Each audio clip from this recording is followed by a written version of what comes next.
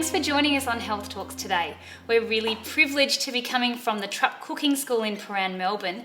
And joining us today is one of the two owners and nutritionist, Dorota. Thanks, Dorota, for making yourself available today and allowing us to shoot our next series from your kitchen. Thank you for having me in. You're welcome. Today, one of my favourite topics, which is gut health, we're going to explore with Dorota. And I've recently been diagnosed with leaky gut, and Dorota is an expert on this topic. So can you tell us a little bit about what leaky gut is?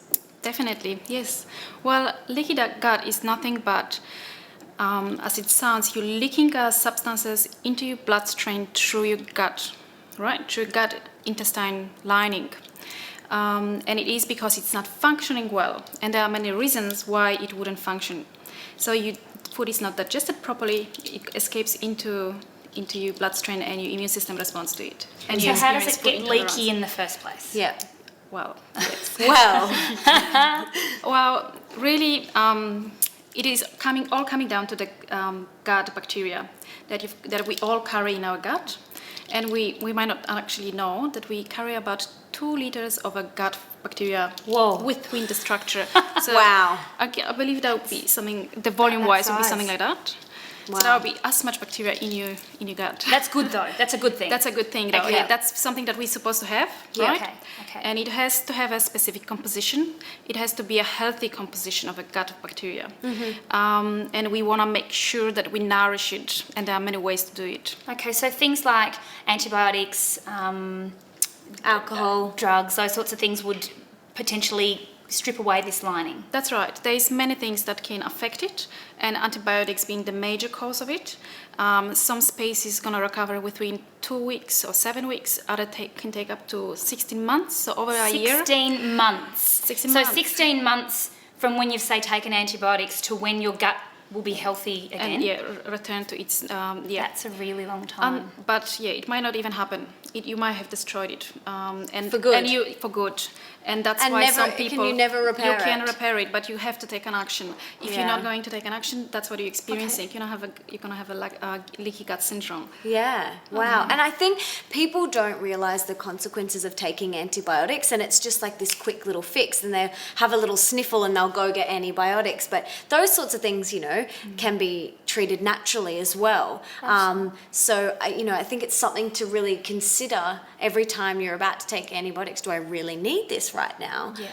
Because, and a lot of times it's prescribed for unnecessary situations, is what you're saying. So, a cold may not warrant that. Yeah. But an infection, they have a place, but we need to support our body when we do that. Yeah. Isn't that right? That's right. Look, if you have to take antibiotics, for example, if you have urinary tract infection, I probably would take antibiotic then. Might not if I had a cold. A sniffle? Yes. It might make it worse in the long run, mightn't it? Yeah, absolutely. I would take probiotics each and every time, as I have antibiotic treatment and straight after.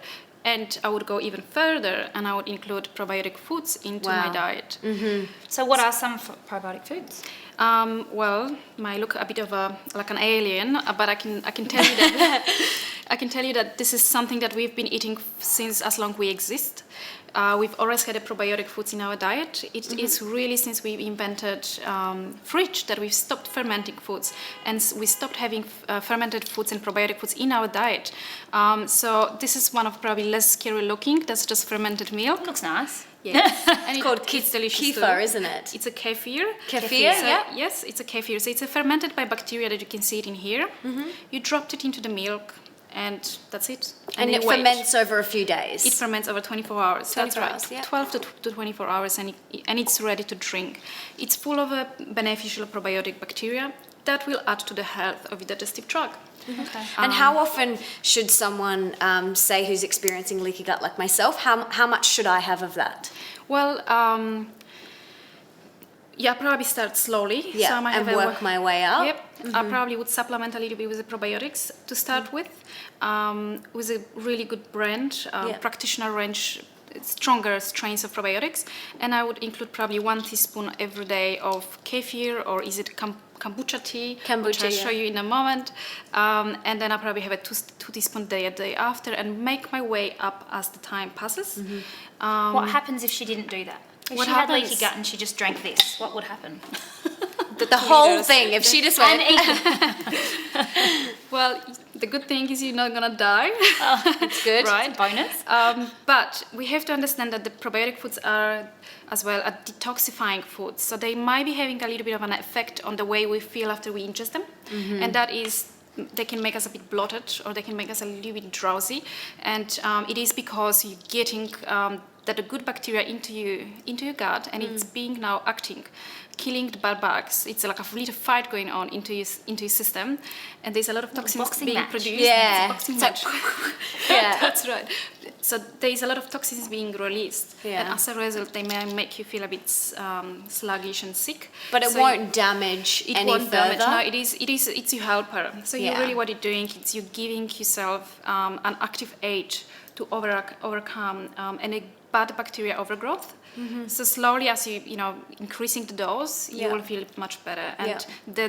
the aim is really to seal and heal the gut of your intestine, to make it in a way so no longer any food escapes through the wall of the intestines into your bloodstream. And you're doing it really with probiotics and probiotic foods. If you're not introducing probiotic foods, you will just have even if you remove whatever you're allergic to, maybe gluten, maybe dairy, even if you remove that foods from your diet, it is just a part of the healing. Yeah, you're still not healing the No. wall lining, which No. is such an important That's part of right. it. Yeah, the probiotics are really the key to start the healing process. Yeah. So you cannot rebuild those walls just on nothing. You have to give your body probiotics. Yeah.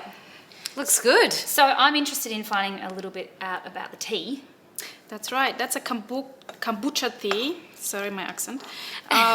It is really fermented tea. So I think it's an English breakfast tea, and it has Doesn't look a like sea English creature inside. breakfast tea. A sea This creature. looks like when I first was introduced to this, which is the bacteria. It looks like a sea creature. It looks like something that belongs on the ocean floor. Look Like at a it. science I experiment. know, it's amazing. So don't be scared. Although it doesn't look any good, it is actually very beneficial for you. And I believe that this is exactly how our bacteria in the gut looks like. to be Right, honest. so that is sort of similar to what would be lining our gut walls. yes. And when that's not lining our gut walls, it opens up that exposure to our lining, and the lining's not supposed to touch food. No, it's supposed to touch food. That's right. It's supposed to touch the The food's supposed to bacteria. touch the bacteria, and the bacteria is supposed to touch the lining. That's right, because that bacteria it's just a protective barrier. Okay. That has many good functions. Right. So what we do, we just add it into the tea and we let it stand, and it will ferment it for you to drink, and you can just drink it every day. Great. Okay. Awesome. I'm looking So- forward to it. Yeah. I'm interested in hearing about. I've heard how gut health can help shape the baby's health. So a mother, an expectant mother, her gut bacteria will help to shape the baby's health. Can you tell me a Yes, little bit definitely. more? I'd love to share that. This is really exciting. When I find out about this the first time, I was just thrilled. So when we really think about, the antibiotic exposure, right, and the diet that we have since, 60, 80 years, it's getting really processed. And our gut lining is no longer the way it used to be because we're not having those probiotic foods. Plus everything else we're doing. Plus everything else we're doing. That's right. So a lot of mothers have actually digestive problems, and they go pregnant, and then they have kids. And what they discover often that the child would have an eczema and maybe asthma, and just reacts to the foods. And we ask ourselves, why does it happen?